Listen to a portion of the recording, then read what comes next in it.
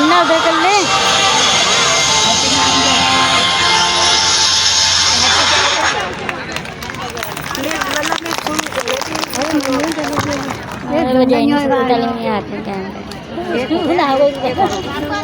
हमारी बच्ची आशी ने बहुत ही कार्यक्रम अच्छा प्रस्तुत किया है, तालियों से आपने स्वागत किया है। इसके साथ ही आशीर्वाद अपार्टमेंट की हमारी एक और बिटिया है आराध्या, वो मंच पर आ जाए।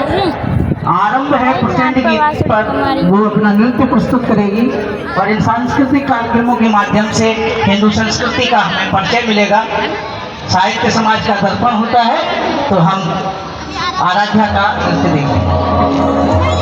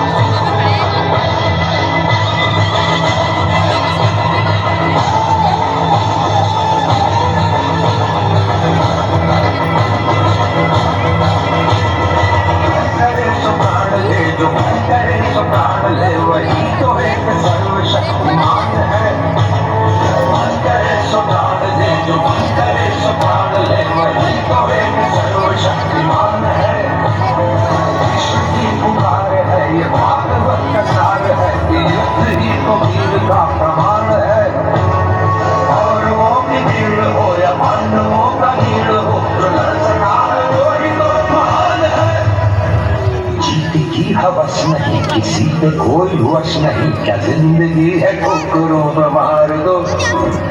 मौत अंत है नहीं तो मौत से भी क्यों डरे, ये जाके आसमान में का हार दो।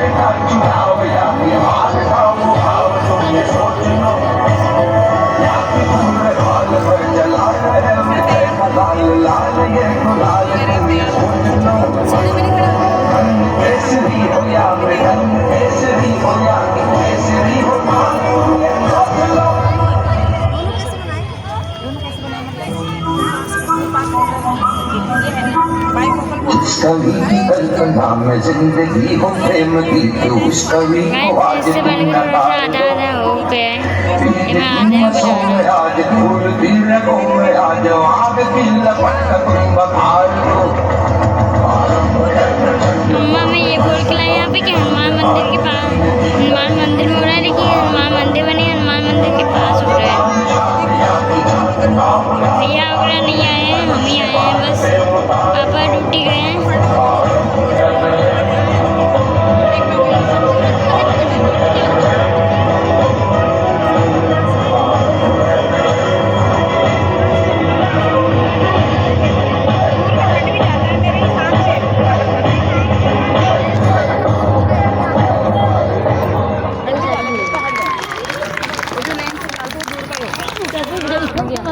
शादी हो गई बच्चों के उत्साह के लिए जरा जोरदार तालियां बजाएंगे ताकि बच्चों का उत्साह बने। ये नन्हे नन्हे बच्चे हैं, अभी उत्साहित होते रहेंगे तो हिंदी संस्कृति को आगे बढ़ाने का काम करेंगे।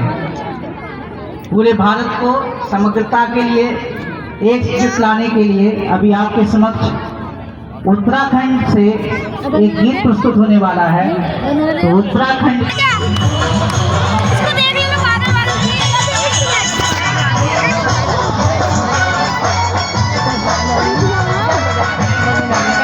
दिख भी नहीं रहा होगा क्योंकि आवाज बहुत तेज है और हम दूसरा बना रहे हैं इसलिए बहुत ताला है।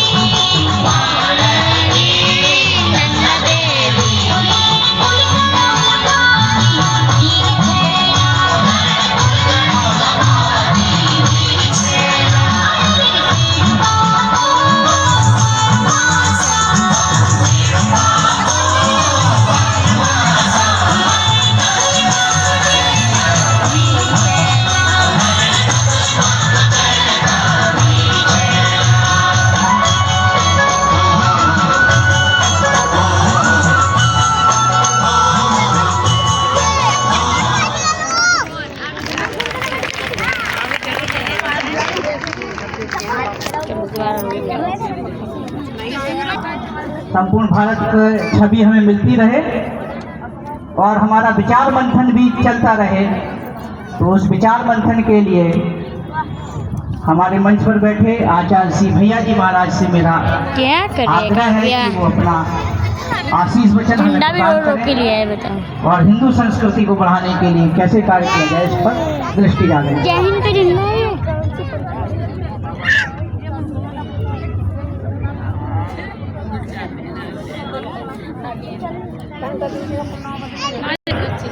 नमः पार्वती पते हर हर महादेव। यहाँ पर मंचासीन सभी अतिथिगण और विराट हिंदू सम्मेलन के संयोजक समिति के सभी सम्मानित पदाधिकारीगण को मैं शुभाशीर्वाद देता हूँ और उनको बधाई भी देता हूँ कि इतना बड़ा कार्यक्रम वो लोग आयोजन कर रहे हैं। यह तो आयोजन है जो लोग यहाँ पे रहते हैं उनके सहयोग से बालकनियों से छतों से देख नाम दिया गया है और संपूर्ण भारतवर्ष के साथ साथ संपूर्ण विश्व में चल रहा है। अभी हमने कई देशों का दौरा किया, वहाँ पे भी ये विराट हिंदू सम्मेलन का आयोजन किया जा रहा है और बहुत से अन्य पंथ के लोग भी इस सब आप सबसे प्रभावित होकर के, इस कार्यक्रम से प्रभावित होकर के संघ के या उनसे जुड़े सभी सम्मानित कार्यकर्ताओं के अथक परिश्रम की वजह से वो लोग भी अब अपने पुनः वापस घर में आ रहे हैं। इसलिए मैं उन सबका भी बहुत बहुत हार्दिक धन्यवाद करता हूँ। विषय यह है कि अभी अनेक विषयों तक हमारे जितने भी हमारे वक्तागण रहे हैं बौद्धिक किया उन्होंने अलग अलग विषयों पर। मैं थोड़ा सा जानना चाहता हूँ कि हम हिंदू हैं क्यों और कहाँ से आए, क्यों आए और एक परिवार हम कैसे रहे। हम जानना चाहते हैं, थोड़ा पौराणिक काल में जानना चाहते हैं कि ये जाति व्यवस्था कुछ कालखंड के अनुरूप आई है। जैसा कि 1400-1500 वर्षों का हमारा गुलामी रहा है और जाति व्यवस्था के अनुसार वो लोगों ने हमें बांट दिया गया। हम जाति में कभी नहीं थे, हम वर्णों में थे। हम 4 वर्ण जो हमें दिया गया था वो 4 वर्ण था, ब्राह्मण, क्षत्रिय, शूद्र, वैश्य। ये कोई अछूत इसमें कोई नहीं था, सभी वर्ण हमारे सम्मानित थे। और कई बार ये बताया जाता है समाज को कि देखिए हम लोग कोई छोटा नहीं है, हम सब बराबर के भाई हैं। बस फर्क इतना पड़ता है कि कार्य के अनुसार जो है सब लोग अपना अपना जो है वर्ण धारण करते हैं। जब हम वसुदेव कुटुंबकम की बात करते हैं तो चाहे गोरा हो, काला हो, पीला हो, नीला हो, जैसा भी हो, सब हमारा परिवार है। अब हम बात करते हैं कि गोत्र क्या चीज होता है, जहाँ से हम लोग परिवार क्यों है। गोत्र ये होता है कि जब हम सप्त ऋषियों की संतानें हैं, वसुदेव भगवान शब्द का जन्म जब होता है तब उसी तरह से ये बार बार अवबोधन करता है और लोगों के मन में शंका भी आता है कि एक बार कहते हैं कि ये तो वसुदेव कुटुंबकम है, लेकिन हम लोग तो गोरे हैं। कई के लोग बोलते हैं हम तो काले हैं, कई के लोग बोलते हैं कि हम गोरे और काले और मध्यम भी हैं। तो जाति जो है वो जाति हमारा हम लोगों ने नहीं दिया। ऋषि मनु ने कभी जाति का वर्णन नहीं किया, उन्होंने हमारे वर्णों का वर्णन किया। 4 वर्णों को उन्होंने उद्धृत किया और ये 4 वर्णों में आपने देखा होगा कि हम एक उदाहरण के तौर पर लेते हैं कि जब ब्राह्मण से हम पूछते हैं कि आपका गोत्र क्या है तो बोलता है भरद्वाज। मैं एक क्षत्रिय से पूछता हूँ कि आपका गोत्र क्या है तो बोलता है भरद्वाज। मैं वैश्य से पूछता हूँ कि आप भी बताइए आपका गोत्र क्या है तो बोलता है भरद्वाज। और एक शुद्ध वर्ग में जब जाते हैं तो पूछते हैं कि आपका गोत्र क्या है तो भी बोलता है भरद्वाज। और उन सभी विद्यार्थियों को, ऋषि कुमारों को हमारे विद्यार्थी कहते हैं, उस समय उनको ऋषि कुमार कहा जाता था। तो उन ऋषि कुमारों को लेकर चले जाते थे। आप हम जब चले जाएंगे गुलामी काल से पहले के जाएंगे तो हम वहाँ पे कोई जाति नहीं थी, सभी लोग एक साथ बैठते थे, सारे भाई बहन पर बैठते थे। हम सभी एक ही पिता के संतान है, एक ही माता के संतान है।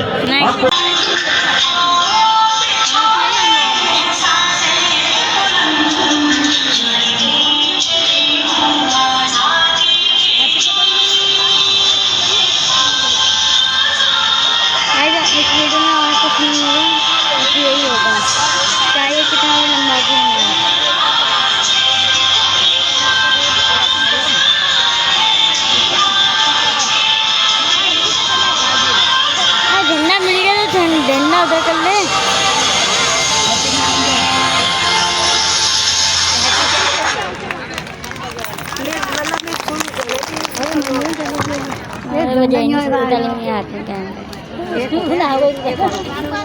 हमारी बच्ची आशी ने बहुत ही कार्यक्रम अच्छा प्रस्तुत किया है, तालियों से आपने स्वागत किया है। इसके साथ ही आशीर्वाद अपार्टमेंट की हमारी एक और भी किया है आराध्या, वो मंच पर आ जाए। आरंभ है प्रचंड गीत पर, वो अपना नृत्य प्रस्तुत करेगी और इन सांस्कृतिक कार्यक्रमों के माध्यम से हिंदू संस्कृति का हमें परिचय मिलेगा। साहित्य समाज का दर्पण होता है, तो हम आराध्या का नृत्य देखेंगे।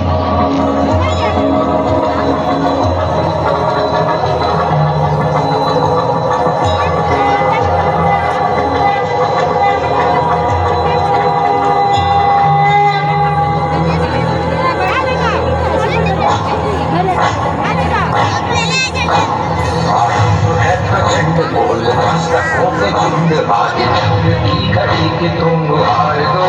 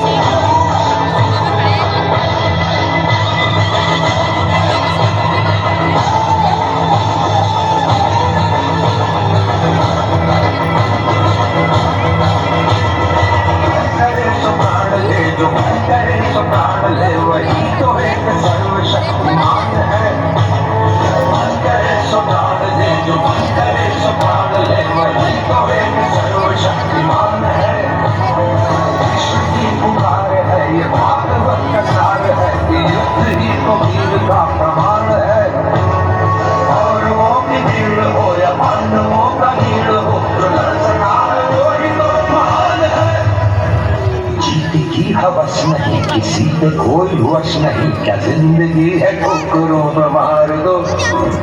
मौत अंत है नहीं तो मौत से भी क्यों डरे, ये जाके आसमान में दहाड़ दो। प्रचंड तोड़ के आज जन्म की घड़ी की हार दो। शाम शाम या जान का उदार आज एक उसके बाण पे उतार दो। प्रचंड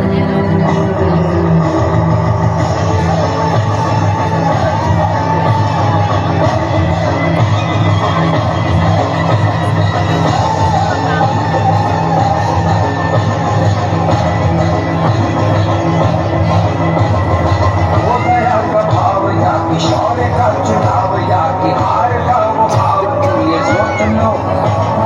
हो गया प्रभाव या कि शौर्य का चुनाव या कि हार का वो भाव, तुम ये सोच लो। या कि पूरे हाल पर जला रहे मिटे लाल लाल ये गुलाल, तुम ये सोच लो। केसरी हो या मृदंग केसरी हो या कि केसरी हो, तुम ये सोच लो।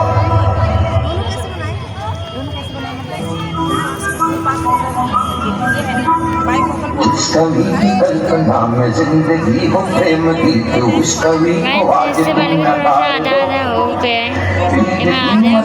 आज फूल की रगों में आज आग की लपट तुम बखार दो। मम्मा मैं ये बोल के लाई यहाँ पे कि हनुमान मंदिर के पास, हनुमान मंदिर में हो रहा है, लेकिन हनुमान मंदिर बने हनुमान मंदिर के पास हो रहा है। भैया वगैरह नहीं आए हैं, हम ही आए हैं बस। पापा ड्यूटी गए हैं।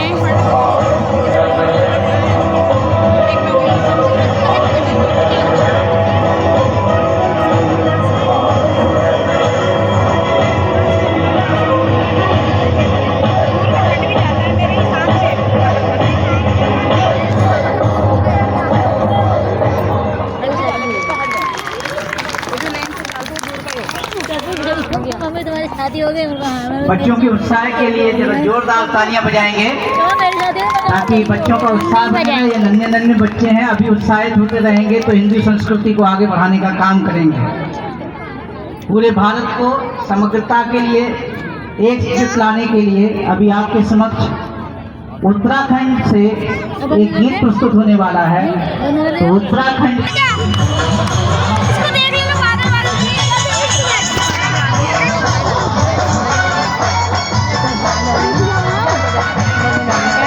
दिख भी नहीं रहा होगा क्योंकि हमारा बहुत एरिया में हम दूसरा बना रहे हैं, इसलिए बहुत सारा है।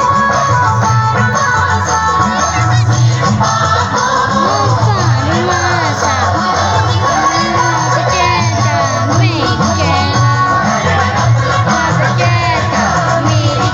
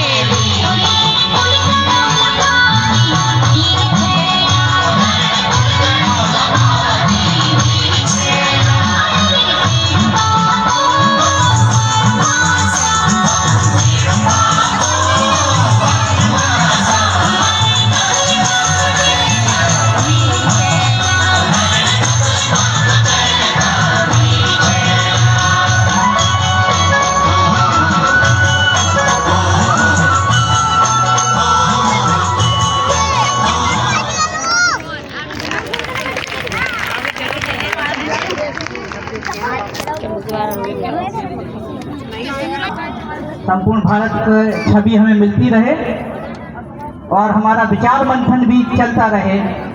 तो उस विचार मंथन के लिए हमारे मंच पर बैठे आचार्य श्री भैया जी महाराज से मेरा क्या आग्रह है कि वो अपना आशीष वचन हमें झंडा भी प्रदान रोक के करें लिए है, बताओ। और हिंदू संस्कृति को बढ़ाने के लिए कैसे कार्य किया जाए इस पर दृष्टि डालें। जय हिंद का झंडा है।